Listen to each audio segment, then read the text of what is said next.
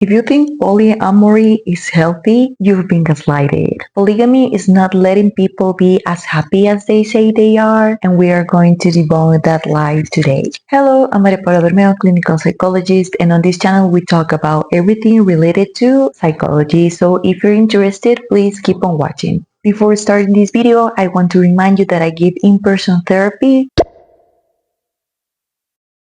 And if you're out of this place, don't worry because I also give online therapy. So if you need a consultation, please feel free to reach me out on my social media, my email, my phone number. All of them will be listed down below on the description box as well. It seems that people are not willing to commit to one exclusive person nowadays, and it is noticeable on social media. I was just living my life scrolling through TikTok and suddenly a video with the hashtag polyamory appeared. I was shocked by how positively the creator of that content talked about their polyamorous relationship, but also a bit confused because as a psychologist, I know these sort of relationships are not healthy for anybody's mental health. However, I got to the hashtag out of curiosity and it turned out to have a lot of posts from people showing off how cool it is to have multiple partners. Traditional media is also pushing this agenda onto people's faces. If you didn't know, Bridgerton, the popular show based on Julia Quinn's novels, is under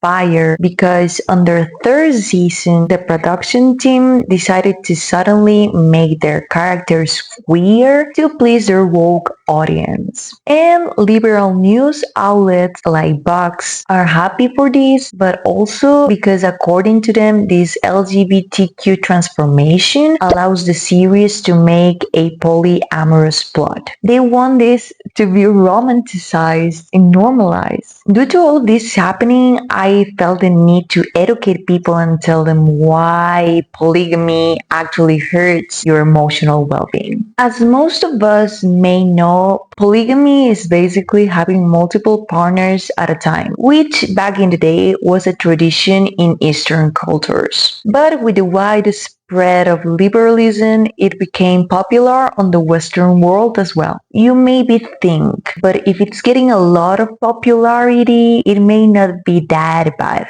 Life. Not only me as a psychologist says so, but there are plenty of studies that had found the detrimental consequences that come from polyamorous relationships.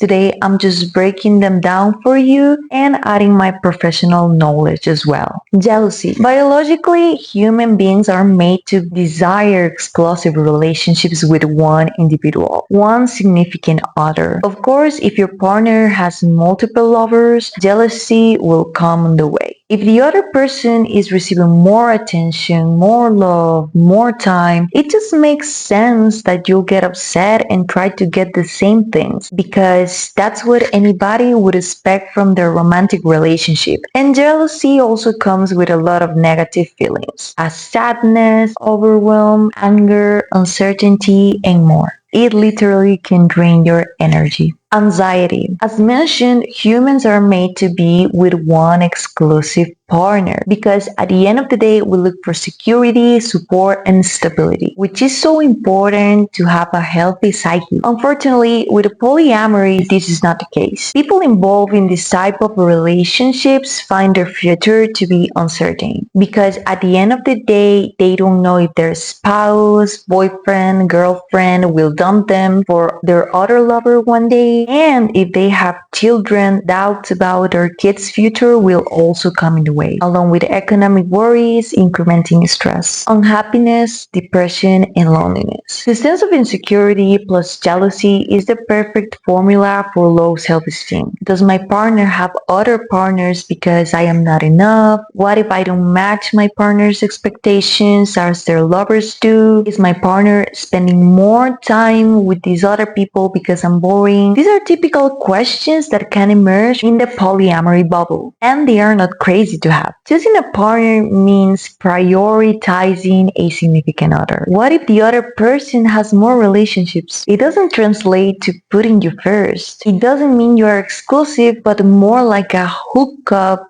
or friends with benefits situation, causing unhappiness, hesitancy about how to act in your relationship for the fear of being abandoned, questioning your self-worth, feeling lonely because you're not as important for your partner as they are to you, and more. And all of these negative feelings can be the root for losing motivation, low mood, fatigue, sleeping problems, guilt, suicide thoughts, all of them being depression symptoms. Marital dissatisfaction and problems with your partner. Whether if there is a marriage in between or not, polygamy brings a lot of issues for the relationship in general. Having multiple partners is overstimulating, meaning that over time it causes individuals that practice polyamory to be less sensitive in their relationship in general. In other words, they become unattached and uncompromised with other people, their emotional intelligence declines, their sense of meaningful relationship is inexistent, and they can even present problems in their sexual life long term. As it happens in situationships and hookups, leading them to feel dissatisfied with their partner or partners and maybe life in general, which makes them irritable, moody, and that not only affects themselves but the people surrounding them as the individuals they are dating with, creating unnecessary couple problems. And if all of that wasn't enough, children from polyamorous marriages also face a lot of consequences. Neglect and absent parents. Thanks to social media, we already know how bad it is for children when their parents have affairs. Polygamy doesn't make it any better. It's the same but more upfront. Parents that practice polyamory don't prioritize their partners. How can they be fully present for their children? There is no functional way to do so. Even less if they have multiple kids from multiple relationships. Dad, I have a football match tomorrow. I'll be waiting for you. Oh no, sorry lad. I'm going to my other child's ballet performance. Mom, I need his materials for my science class. Oh, I'm sorry. I don't have money now because I had to buy my other children some food. These are just some examples, but these people can literally have 2 or more families. Again, just as it would happen with them being unfaithful. And innocent children have to pay the consequences. Parents may not realize the damage they are doing to their kids. It does hurt economically, as having various homes means a lot of money to spend, but most importantly, it means emotional neglect. Polyamorous relationships already have problems for the lack of love and attention. How can they give that to various kids? They can't. And that leads me to my next point. Low self-esteem as well. Just as humans that feel unworthy because their partner has other people that in their head may be better than them, children whose parents have multiple relationships also experience a negative self-perspective for similar reasons. If kids are ignored due to their parents being trapped in their polyamory bubble, they for sure will develop attachment issues, specifically avoidant,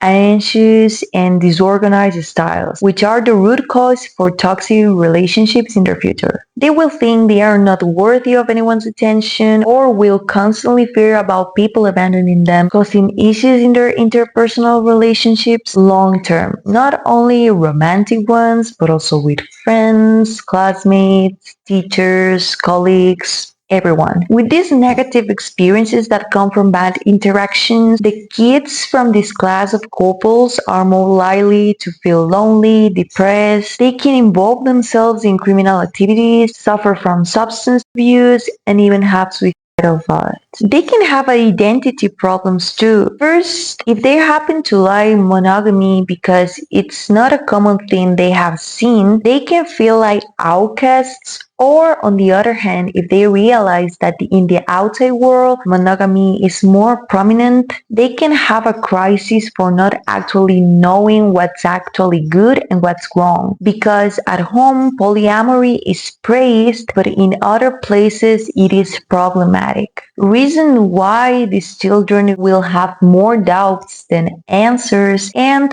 during their development, this lack of stability will reflect in how much they are unable to define who they are. Let's not forget that children from polyamorous relationships can be victims from bullying. due to their unstable home situation, making the stress from their already complex life feel even worse and exacerbate the already mentioned psychological difficulties. The conclusion is polygamy is not good. First of all, it brings a lot of problems to the couple themselves due to the lack of insecurity and stability that as humans they actually need. And second, if they decide to procreate, the consequences from their polyamory not only affect them but also innocent children that will develop a lot of psychological issues that will be a burden for their life in general. What do you think about this topic? Are you in favor of polyamory or you disagree with this practice? Let me know in the comments below. Also, don't forget to like